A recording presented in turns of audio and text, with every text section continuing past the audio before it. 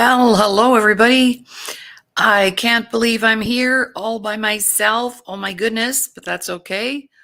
I'm hoping you're all having a great day. And back in the saddle right now after being away for a couple of weeks. Visited some friends and family in California. So I had a wonderful time and we spent lots of quality time together doing a lot of fun things. Attended a 80th birthday party, went to a wedding, visited with friends, spoke at a meeting, went to meetings. It was busy. And that was after recovering from a really bad cold after I got there. So I'm Dr. Laurie Davis, and you're listening to and watching the Dr. Laurie Davis Show. Getting back into the saddle. I missed all of you and missed being on the air. So today, just a solo presentation on I thought it was timely because it's Christmas coming up. And you know how we procrastinate? Isn't it amazing? We know it's coming for a whole year. We have a year's notice. But I'll bet you there'll be more shopping done 2 or 3 days before Christmas Day than ever because of this whole behavior we have called procrastination. Wow. So, what I thought I would do today is break it down and have a look at what that looks like. How do I know when I'm procrastinating? How do I know when I'm putting things off?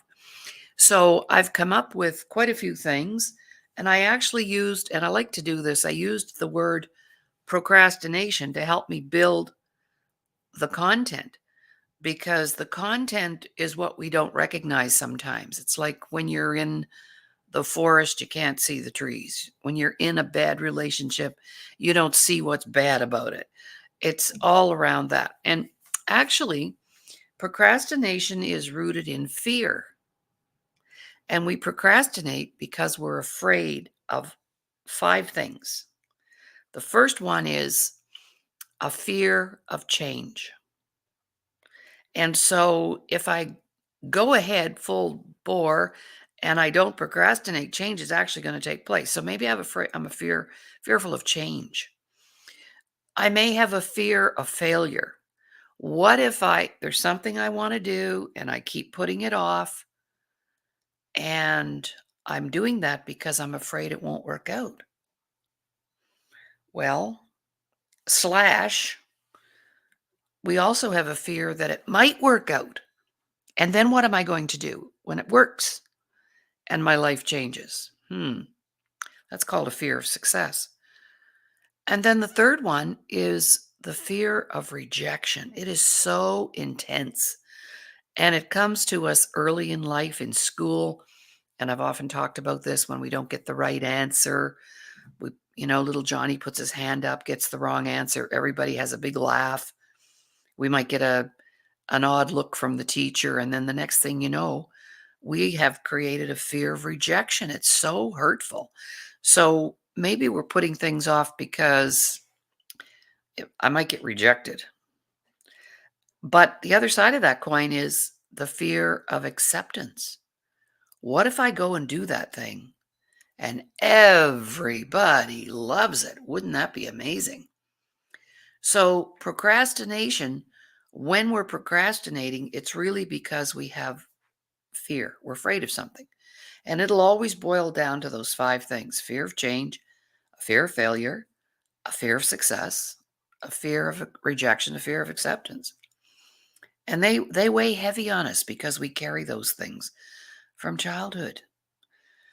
So, having said that, let's start with our words. If I don't get them all done today, well, there will be another show because I don't want to procrastinate on that. So we can have some fun with it. It's not all hard, serious. We can laugh at ourselves. When we laugh at ourselves, then we know we are okay and we've forgiven ourselves for something. So that's a good thing. That's a good thing. So I'm just going to get a little water because my voice is kind of raspy. I had a really bad cold in California. Hmm. I actually tested positive for COVID and I didn't even have COVID, but that's another show. I just had an old-fashioned head cold that lasts 7 days with the medication or a week without the medication. So, I think I just needed a good rest. I've been working pretty hard the last while and I haven't really traveled since before COVID. And I had put it off getting to California. But there were some special things going on at this particular time. So I decided a few months back, I didn't procrastinate. I bought my ticket and I went, I'm going. So I could have used all kinds of excuses. And this is why I want to share this personal story because I have an aging husband. He's older. I have a dog. I could have put it off because I didn't want to get sick on the airplane. I didn't want to leave my husband home alone. I didn't want him to have the full responsibility of the pet. And the list goes on and on. What if he just eats peanut butter sandwiches? Amazing how we can find ways to get out of doing something. Excuse me. And that's what procrastination is all about. Now, how do I know about this so well? Guess what? I am a classic, not am, was a classic procrastinator. And actually, to tell you the truth, I don't even know how I got so much done being a procrastinator. But that leaves me to my demise to go, what could I have done? I could have had those 20 books out there. I could have had more workshops. I could have done more speaking. I could have, coulda, shoulda, woulda, coulda, woulda. So we want to take those words out of our vocabulary. Coulda, shoulda, woulda. Shoulda, coulda, woulda. I should have done that. I could have done that. I would have done that. But that's a word I've taken out of my vocabulary, the word but. Because actually, after the but comes the BS. And so we're going to talk about that. Procrastination is built on making excuses. So the first letter in the word procrastination is the letter P. So pending. You know how you get that on your bank account or you're transferring money and it'll say pending? Well, we do that. And that's when I think I have more time to get something done. So I put it on hold. It's pending. So if you catch yourself, I could do it today, but I'm going to put it on pending because I could probably do it on Friday. I'm going to be a pender. So that's how you can identify procrastination. A lot of people use the word and they talk about it, but they don't really know what it means or how to recognize it when it's happening. So pending is the first one, putting things off that way. And I always share the story about my friend, longtime friend of mine, who was the world's worst procrastinator. And then she called me all excited one day, and I've told this story many times, because she was all excited she had purchased a book on procrastination. I said, terrific. How was it? Oh, I haven't read it yet. I said, what? You haven't read it yet? Okay. Where is it? It's under my bed. Under your bed. Okay. How long has it been there? It's been there a week. A week? No, she said, to be perfectly honest, it's been there for 6 months. And I haven't read it yet. I went, oh my gosh, you're kidding me. Like, yeah, you are classic. So the next letter is R. P-R, R. R is for resistance. Anytime we find ourselves resisting something, it's 90% of the time something that's good for us. Now, it's good to resist a drug offer. It's good to resist breaking the law. It's good. Those are good things to resist. But I'm talking about when a friend says to you, Oh gosh, have you thought about getting a haircut? And you go, no, I'm good. Resisting. Have you thought about losing 10 pounds? No, I'm okay. Resistance is always about procrastination. And we are so good at resisting things that are really good for us. So we resist hearing good information. We resist going to something we've been invited to. We resist. All that energy, that takes so much energy. So when you're resisting, that's really procrastinating, a form of procrastinating. Oh, I love the next one. O, the letter O, Pro. This is overthinking everything. Overthinking, what am I going to have for dinner?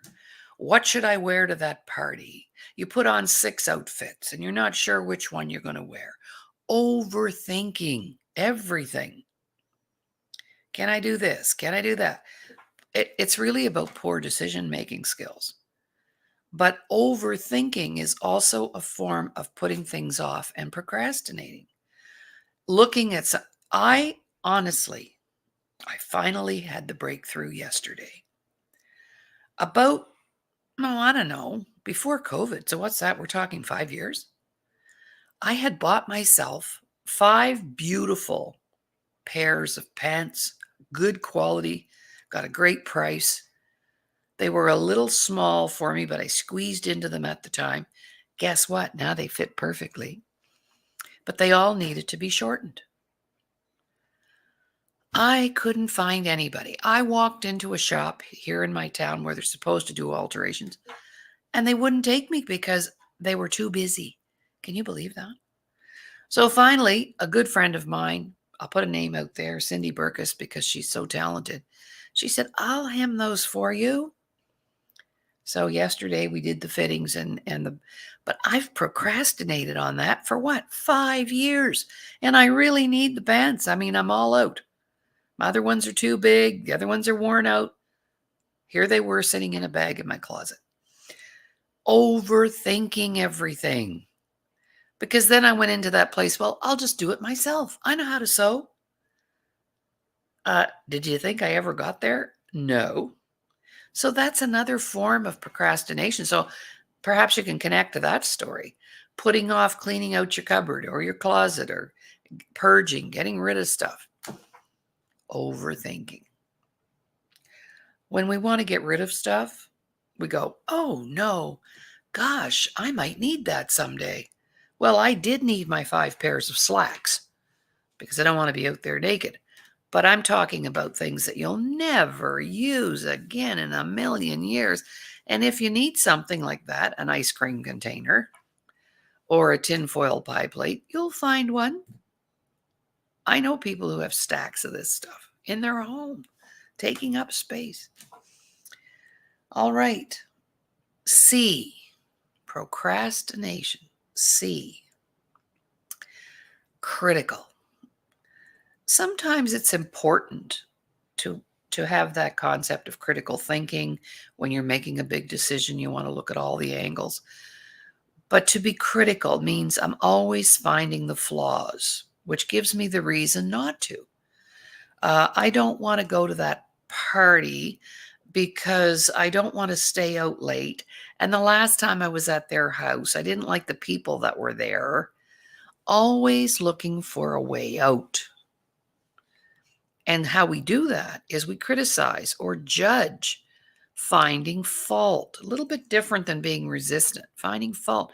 So if you catch yourself judging or making comments that are not benefiting yourself or others, that's being critical. And that is a form of procrastination. That's one of the elements.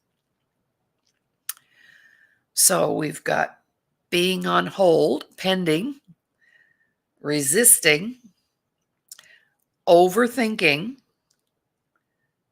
being critical, finding fault, always looking for the flaw.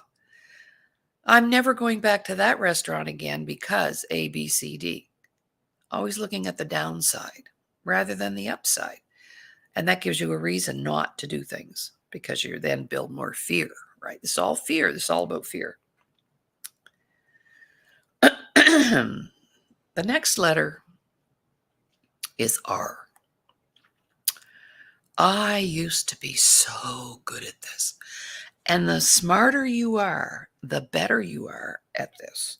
And it's called rationalizing. It's not exactly about making excuses, but you feel that you have sound reasons. So you're able to justify or rationalize your decision. Let me think of a good example. Let's say my trip to California.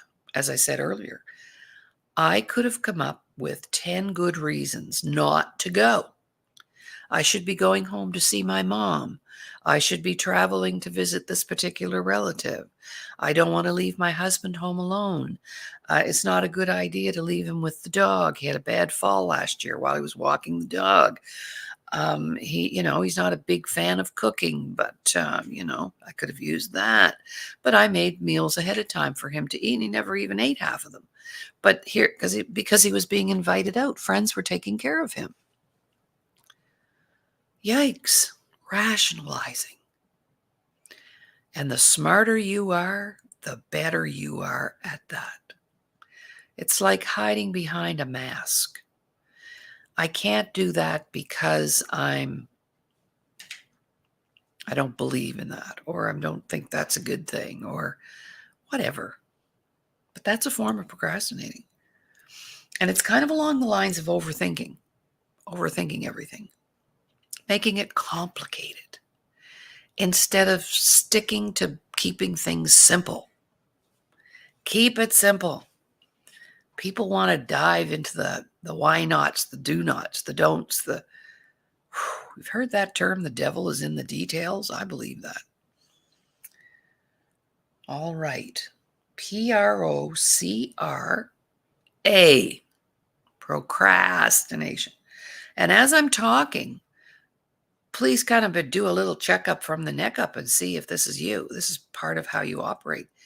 Because with procrastination, there are lots of losses attached to it, which I'll do at the end.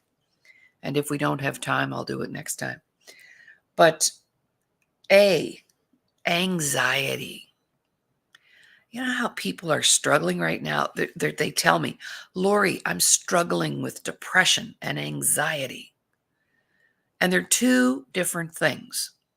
First of all, depression comes with regrets from the past and cause us to feel depressed. I spent too much money. I blew that person off. I can't forgive a relative.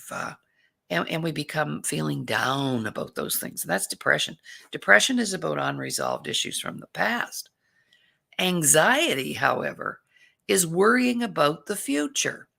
I might need to go on a job interview, and all of a sudden I'd have an anxiety attack because I'm worrying or fearful about the outcome. Am I going to get the job? Am I not going to get the job? When in fact, it's things that we don't have any control over usually, and things that may never happen. Yikes. Spending all that energy worrying about something that might never even take place. That's called anxiety. So those two things are opposite. They're not the same thing. Depression and anxiety, two different things, but people they'll say them in the same sentence. Oh, Laurie, I'm struggling with depression and anxiety. Well, what the cost of that is, we're missing out on today. If I'm depressed about the past and I'm worrying about the future, where does that leave today? Another day that I'll never get back. So we have to clean that up. But both of them put us in a place of procrastinating. Because if I'm really depressed, I don't feel like getting up. I don't feel like getting dressed. I don't feel like cleaning up the kitchen. I'm depressed. So that's procrastination. And then I'm worrying, I'm spending all this energy worrying about next week, next year, 5 years down the road. I used to have a 5-year plan. Now I have a 5-minute plan. Things have changed, I would say. I didn't even know what my show was going to be about today until I was down in my office unpacking some boxes and thinking, these boxes got moved here the middle of October. It is now going into December and they're not unpacked yet. Granted, I was away for 2.5 weeks. There's the rationalization. But having said that, I'm not procrastinating. So while I was unpacking the boxes, I was thinking about the procrastination and I thought, hey, there's a good topic. We're all guilty of it. So worrying about things, anxiety, that's a form of procrastinating. So if you're being anxious, that's procrastinating. If you're depressed, you're also procrastinating. It all goes together. Procrast, Procras. S is our next letter. And S means in the word. And how do I transcend that over to explaining procrastination? Slow to get things done. Takes you all day to do the dishes. It takes you all day to do the laundry. Takes you all day to fix that tire. It's like slow to do things, not having any kind of a deadline or poor time management, not managing our time well. That's a form of procrastinating and not feeling productive. And people always say to me, you're so busy. No, I'm not. I didn't come down to the office this morning till 10 o'clock. My show is at 11. At 12, I'm going back home. I'm going to have a relaxing 2.5 hour lunch before my next workshop that I need to attend. And then I have a client right after that. And then I have a little break, not a big one, about an hour. And then I have 2 more classes. So while I'm relaxing or my downtime, I'm still spending time with my family. I'm getting some cooking done. It's my time to do my thing. So I don't like to think I'm busy because you can do the opposite of procrastination and be an energizer bunny and never have a downtime. There's balance here. There's balance. So, but if you find yourself slow to getting things done, that's another indicator that maybe you don't really want to do that, like clean out your closet. And so slow to do things, get things done. What I have found is also, though, helpful is if I make a decision, let's say I have, well, right now I've got about 10 shirts that I need to iron for myself and I mean, who irons anymore? Nobody, but we still do. So instead of trying to take an afternoon and do all of it, I do one a day and then they get done. That's not about slow, that's about planning. 1 box a day unpacked out of the office. 1 cupboard drawer cleaned out today. A shelf on the fridge cleaned out today. I like to break things down like that. And then that keeps me from procrastinating. Then I get things done. Okay, the next letter is the word T, timing. How many times, and I've got a great story about this. I shared it yesterday. Timing is everything. And a lot of times, because of our poor timing, we miss the boat. We miss the opportunity. We miss the challenge. We miss the safety. We miss everything. So you've probably heard this story, but I'll repeat it because it gives a good example of what I'm talking about. It's kind of like there was this big flood and houses were floating and cars were floating. And this little family got up onto the roof of their house and they prayed really hard, dear God, please come and save us, get us out of this situation. And so this little rubber raft goes by and they holler up, jump into the raft. And they go, no, we're not jumping into that little raft. We'll all drown. See? overthinking, procrastinating. All right, raft moves along. The next thing you know, a helicopter is hovering over the top of the house and drops one of those ladders and says, "Hey, climb up on the ladder. We're here to save you." And they're going, "We're not going to climb up on that ladder. We might fall off and drown." "No, thanks. It's okay." Finally, they drown and they all go to heaven. And St. Peter meets them at the gate. And God's sitting in the background. You know how we get that picture. That's how we picture heaven. And St. Peter says, "I'm sorry that you're here." And he said, "Well, we don't understand why we're here either. We prayed and God didn't show up." And St. Peter says, "Well, I'm sorry, but God did show up. But 3 strikes, you're out. You missed the boat. You missed the helicopter. You're done. 3 strikes, you're out." God went, "Next." Timing. Some people have it and some people don't. And they never get on track because they're busy not doing things in a timely fashion and miss the boat. So that's timing. I love that story. And another friend of mine, I put a plug in for him, Darren Mills. He was on our recovery summit, which I'm going to talk about in a few minutes. But Darren says there was a guy in this big hole in the street, like a sinkhole. And he's down at the bottom of the hole and he says, "Help, help."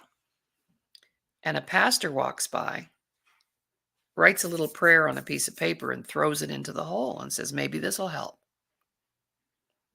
Well, that didn't help. Second guy, I forget quite who it was, but let's say his banker went by and said, "What are you doing down there?" He says, "Help me get out of here. I'm stuck." "Oh, well, here's some money. Maybe that'll help you." And he threw some money down in the hole. Now, the third guy walks by. I love this story. I don't know if I have it exactly like Darren shared it, but thank you, Darren. Buddy walks by, jumps down in the hole with him and says, "I'll help you." And the guy says, "Oh, how stupid of you. You just jumped down in the hole, and now there's 2 of us that have to get out." And he said, "Yeah, but I've been here before, and I can show you how to get out. So let's go." Isn't that a great story? You see, timing. Timing is everything. All right. The next letter is the letter I. And this is for the word ignore. You're ignoring things. You're ignoring people. You're ignoring following up on a client. You're ignoring making your bed. You're ignoring your family. You're ignoring what needs to be done. That's procrastination in the purest form. Putting things off again, ignoring. "Oh, it's all right. I'll call them tomorrow. They'll be around." Lack of follow-up is probably the weakest link in any business chain. Wow, we work a lot on that with clients because they go to work and they do their marketing and they actually sell their product and then they don't follow up.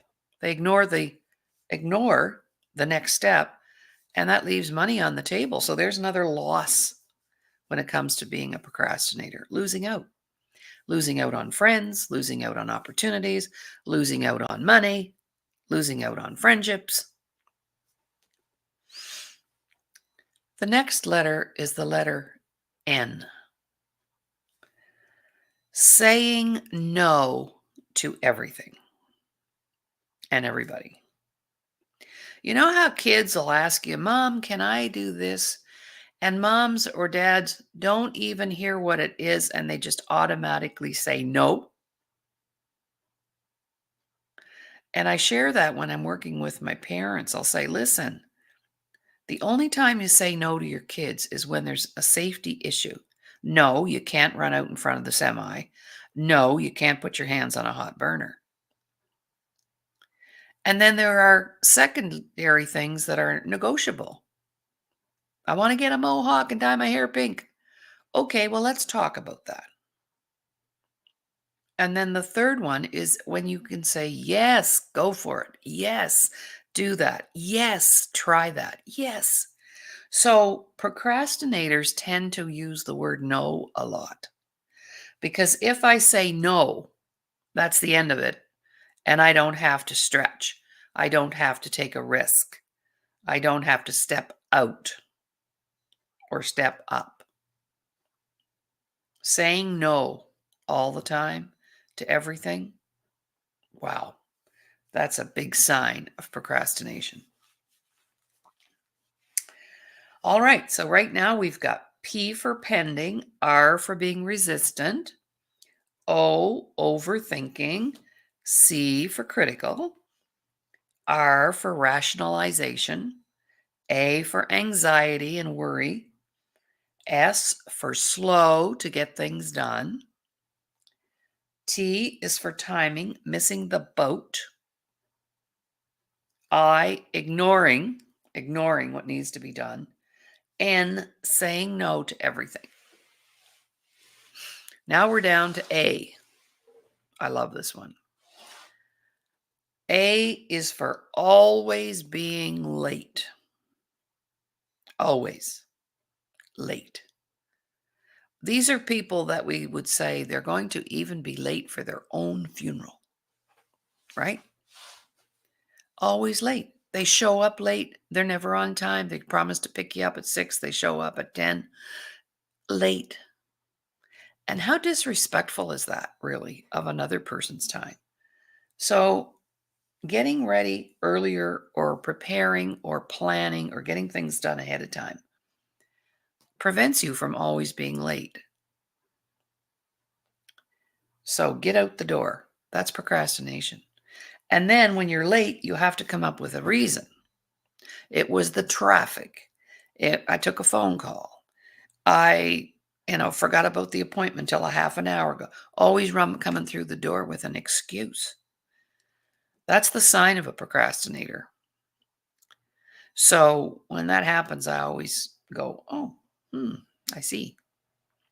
So any one of these that you're engaging in, not just for yourself, but when you see these things in other people, you can go, wow, are they that dependable, really?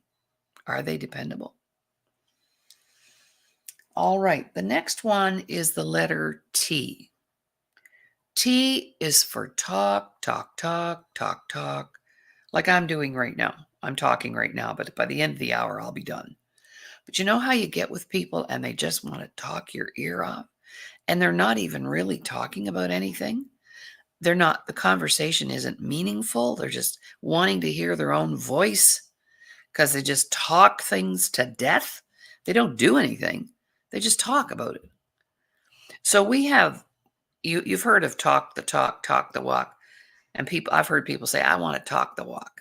No, there's 3 areas. One, talk the talk. That's a procrastinator. That's a person who puts things off, doesn't want to get things done, doesn't want to be dependable. Talking. And it's actually a talkaholic is the byproduct of a trauma. I just learned that recently. So talk the talk. Oh my goodness, look who came to visit. My little boy here. My man came to visit. Yes. Talk the talk. Okay. Then there are people who talk the walk. In other words, they know what they're talking about.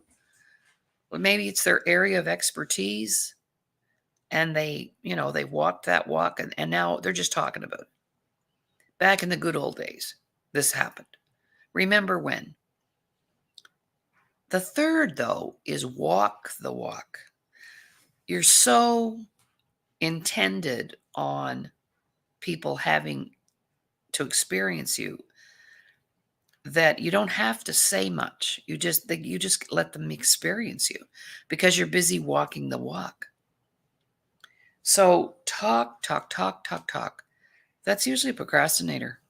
And they want to waste your time and their time, and it's not fun because the talking is generally about nothingness, and it's a way to waste time, use up time. Oh, the next one is the letter I, not O, sorry. The letter I. Insulting oneself by breaking promises I made to myself. Kind of like why New Year's resolutions don't work. We make promises, for ourselves that in the new year we're going to do this, we're going to do that. And I've done it for years and years. And I'm into it about a week and then I quit. Whether it was to lose some weight or make some more money or visit some family, whatever. And then I don't do it. That's called breaking promises to myself. And that's insulting ourselves. It's actually insulting the universe, insulting God, really. So, how many times have you made promises to yourself and then you didn't follow through? And we don't like that from other people. When other people say to us, "Oh, I'll meet you for coffee at 10 o'clock," and they show up at 10:30, that's a breach of a promise, and that person has no integrity. So, insulting ourselves by not maintaining our integrity with ourselves is a form of procrastination. I'm going to go for a walk every day and I don't go. That's procrastination in the purest form, especially when it's directed at ourselves. Wow. So I'm working really hard right now. I came back from California and I decided it's not New Year's yet. I wasn't going to wait for New Year's to make a resolution because there's procrastination again. Oh, I'll eat and drink whatever I want during the month of December because it's Christmas, and I'll start the big clean eating and sobriety and whatever else it is in the new year. No, I came home and I decided I'm starting that today. I don't have to wait until January 1st. Who said you had to do it then? So I have my charts up on my fridge, making sure I'm drinking my water,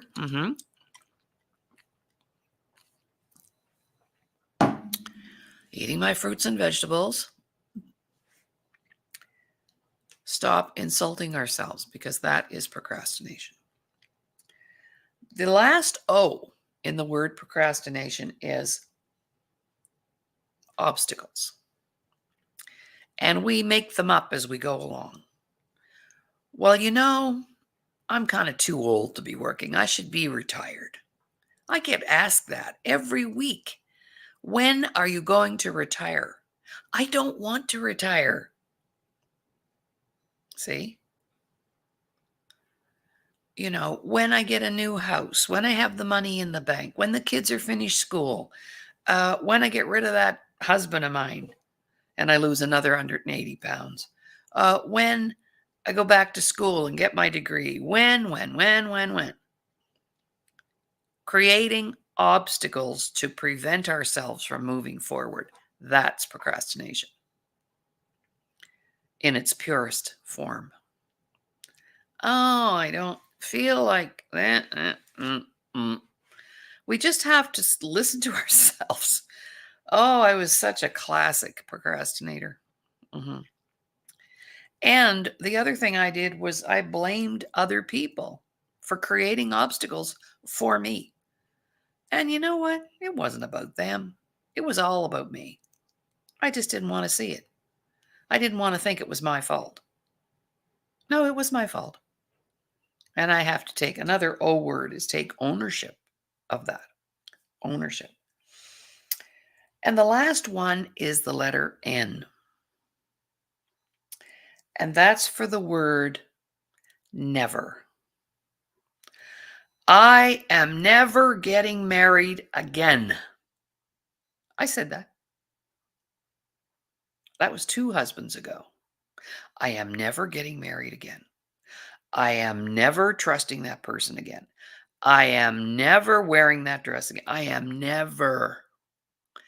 Never is key to procrastination because then you'll never do it and it won't ever get done and it will cost you. So the word never. I always say take the word never and always out of your vocabulary. I'll never get married again. I'll always trust that person because that person is my relative, but every time I'm with them they hurt me and screw me over, but I'll always love them anyway. Or, no, never and always. Watch yourself when you say those two words. They're powerful. All right, so that's my breakdown of procrastination, and I'll just go over them one more time quickly.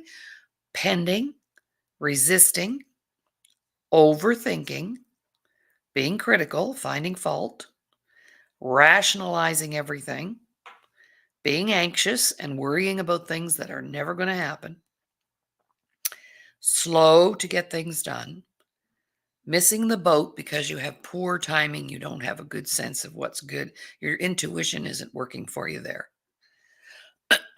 ignoring what needs to be done, saying no to everything, always late, talk, talk, talk, talk, talk, insulting oneself by breaking promises we make to ourselves, obstacles, creating them, or it could be also like creating a crisis so you can't make it happen, and using the word never. That gets you that's a great cop out. I'm never getting married again. I'm never going to talk to my kids like that. I'm never Go on. I'm never going to lose any weight. Well, guess what? You're not.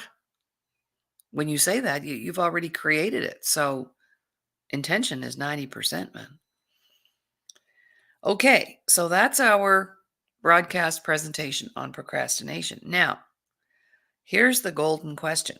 When I'm busy pending, resisting, overthinking, being critical, rationalizing, being anxious, slow to get things done, poor timing, ignoring my promises to myself, saying no to everything, always late, talk, talk, talk, insulting myself by breaking my promises, creating obstacles, and using the words never and always.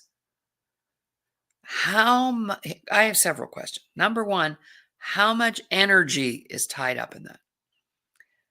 We could have another $1 million business with the energy we spend on that. Secondly, what has that cost you?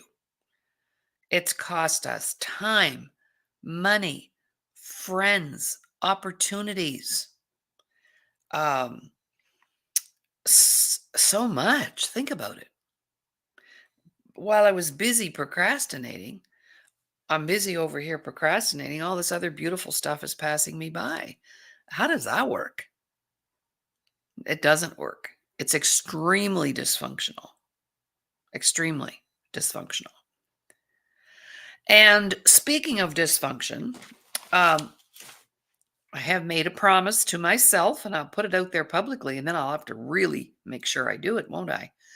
But I made a promise that I'm going to have my first book, solo book, 100 Shades of Dysfunction, in the hands of our publisher by the end of December. Okay, I have some work to do, and that will be my up and coming book for 2024. And the book will be laid out in such a way that you can actually participate in the book, and you will be able to evaluate your own personal level of dysfunction. Because if we don't know that we're dysfunctional, how can we fix it? We can't. If I don't know that I'm a procrastinator, or I can't acknowledge that, how can I change it? Well, you can't. It's like I have to admit I'm an alcoholic before I can get the help I need to get rid of that addiction. It's the same thing. These are all very addictive things that we're talking about. Okay. If you wish to contact me personally, I'm always looking for interesting new people to put on the show for 2024. So if that's something you'd like to do, if you have a book you'd like to promote, or a product you'd like to promote, or an event coming up, please let me know. Just text me, or you can email me at the Laurie Davis Show and get in touch with us about what it is that you'd like to talk about. And of course, we're broadcasting live right now on E360 TV, and also on our YouTube page, Laurie Davis Show Host, and also on Self-Worth the Missing Link, our Facebook page. The one thing that I'd like to ask people to do, and I don't ask for much, but in the case of the show, I'd like for you to share the show. Go into either any of those venues, E360 TV, the Facebook page, YouTube, and share it. And it also supports us if you leave a comment. That was a really great show. A lot of our listeners go in after the fact. They don't come in necessarily to the live broadcast, but they go into our venues after the fact.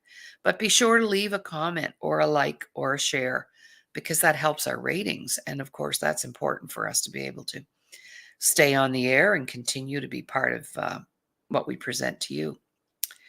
Let's see. Oh, yes, I want to talk about our recovery summit. We had a beautiful time on November 2nd, 3rd, and 4th. We did an event called Recovery Summit #1. And I invited 21 people that I know personally, pretty much all of them personally, to come in and share their recovery story. So the first 15 minutes, they talked about the situation they were in. And then the second 15 minutes, they talked about all the things they did to get out of that situation. So for me, that's just so creative to be able to have other people's ideas to draw from, because maybe what one person does um, didn't suit me, but maybe what somebody else did, I could do it very easily. That would be awesome. And then the last 15 minutes, they were able to promote their business, their book, what they wanted to do next, where they are in life. And we had some fabulous speakers. So now we're gearing up to present Recovery Summit #2. And if you have a terrific recovery story, then please get in touch with me because you may be part of that event. Our dates are February 1st, 2nd, and 3rd, coming up in 2024. And oh my gosh, I was so, I pulled it off, because I wasn't going to procrastinate. But the first day of our summit, our internet was down in our whole area. This was our day one of this Zoom event, and we had people coming in from all over and speakers coming in from all over. And I thought, what am I going to do? I spent an hour on the phone before they finally told me that the service was down. It wasn't me. I thought, gee, maybe I didn't pay my bill, but I knew I had. So we did it on my phone. So there's little bits and pieces missing there on the front end. But day 2 and day 3, and the speakers were amazing. So if you'd like a copy of Recovery Summit #1, you can contact me and I'll send you out all 3 days for $25. And I just take a PayPal or e-transfer, but just contact me if you'd like to have a copy of Recovery Summit #1. It was amazing. And Recovery Summit #2 coming up. So that's kind of what's been going on for me in the last little while. I've been traveling, putting my new year together, reaching out to people with stuff that we're doing. We're also in January, we have almost filled a workshop, only 6 people in the workshop at a time, with our expert author, Sylvia Somerville. If you have a book inside of you or books inside of you that need to be out there in 2024, contact me and I can give you the details for attending our online book retreat. It's 12 workshops, one a week for an hour a week. No big time commitments, a little bit of money involved. But hey, we're trying to shorten your path to getting your books out there. And we have all the resources to do that. Also, too, online with my friend Ramin Modiri, our financial guru, who joins me every Tuesday on the show to discuss finance. And he and I are starting a second group in our financial program starting in January as well. 100 workshops just on wealth. So information, I'm in the program myself and I'm learning so much information I wish I had had 40 years ago, and I'd have been trading this whole time and working in making money in the stock market to start. I had no idea how to do that, and I still don't. I'm learning, though. All right. So other than that, I have nothing else to say other than have a great weekend. We will have a recorded show on Friday, and we'll be back next week with a mix of live shows, recorded shows, and Christmas is coming, so we'll have to do a Christmas show. And don't procrastinate on Christmas. I had an idea yesterday because I'm ahead of myself this year. I have all my meat in the freezer that I need, and I even thought about cooking my turkey ahead of time and deboning it and cutting it up and putting it back in the freezer and then warming it up in beautiful turkey gravy on Christmas Day to get the odor. And you don't have all that stress of everything you have to get ready for your dinner. So I'm thinking, I've got my turkey already. I'm going to cook it in advance. Same with my roasts. I'm going to cook them in advance, slice them up, and they're just as delicious. So why not? And of course, our sweets, we can do those in advance and put them in the freezer because I like to be able to, when Christmas finally arrives, I want to be able to sit and relax and enjoy my company and enjoy the atmosphere and not running myself ragged. And then after it's over, I'm exhausted. So I'm doing things differently this year. And I'm going to have everything all done. I've got my tree up, my table set. And now I'm going to do some little thing every day towards my cooking. And I love to cook and I like to have lots of time to do a good job. So, yeah. So let's just do Christmas shopping. I'm going to give either gift cards or cash, and then people can go do their own shopping on Boxing Day. Why not? That's when the prices are the best, and they can get a bigger bang for their buck. And yeah. So that's my show for today. I'm Dr. Laurie Davis. You've been listening to the Laurie Davis Show, the Dr. Laurie Davis Show, here on E360 TV.